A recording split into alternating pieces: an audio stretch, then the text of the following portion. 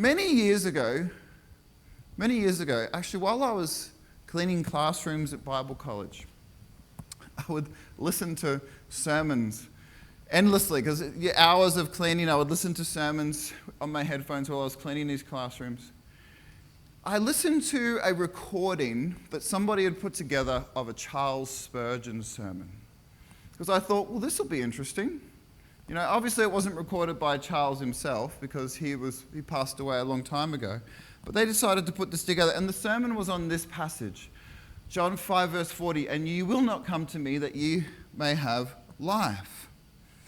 Now, the reason that this sermon interested me is because I saw in the description that this sermon was about Charles Spurgeon was telling the Arminians why they were wrong and why he was right. And I was at Bible college. I thought, you know what?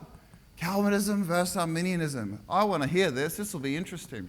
I want to see what he has to say. Because those are the kinds of things that Bible college students generally find interesting, which half the rest of the world doesn't. But anyway, now there's a reason I'm bringing this up. Now, Spurgeon started off this sermon, and this guy, remember, he's just reading Spurgeon's sermon. Spurgeon started off this sermon with this powerful description of these two cannons upon this wall of a fortress. And he said these twin cannons are the twin cannons of the Arminian, who points their cannons at the fortress of Calvinism and say, "Ye will not come, ye will not come." In other words, you won't come to Christ because you do not want to come. Then he did something I will never forget. He said, they load up these cannons and point them at the fortresses of the fortress of Calvinism and say how we are wrong. But they do not realize that these cannons that they have loaded have actually turned around and are pointed at their own fortress. For when Jesus said, "Ye will not come to me," he was prophesying that they would not come because they could not come. Now, I'll never forget that sermon, because what he did is he completely took the exact same verse that this other side used and turned it around to disagree with them and disagree with his opponents.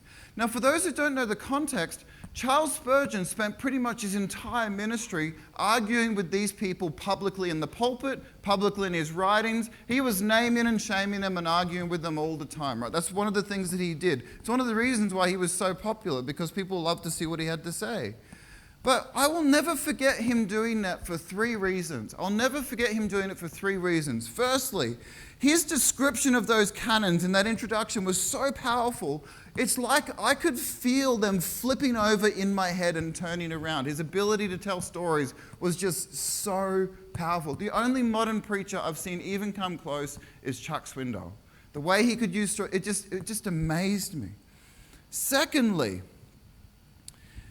because it fascinated me that he was able to take a verse like that and completely flip it around to say the opposite of what everyone was saying it was saying.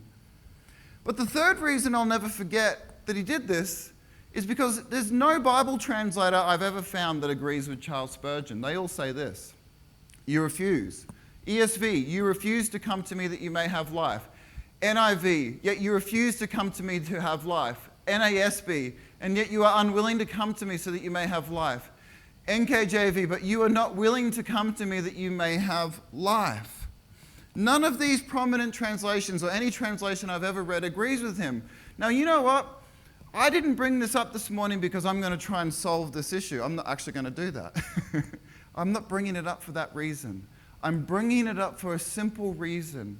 Sometimes people read a verse and think it's clear that it says one thing, and then somebody else says, no, it says the exact opposite. And this is a powerful example of that. And that's why I'm starting off with this illustration in the morning, to show that this is actually quite common. And we're this morning going to look at an example of another passage that is exactly like that. Some will say because what Matthew 24 says proves that this was fulfilled in the first century, and some will say that Matthew 24 proves that it's going to be fulfilled today. I'm going to show you why I don't think either one of those arguments is correct.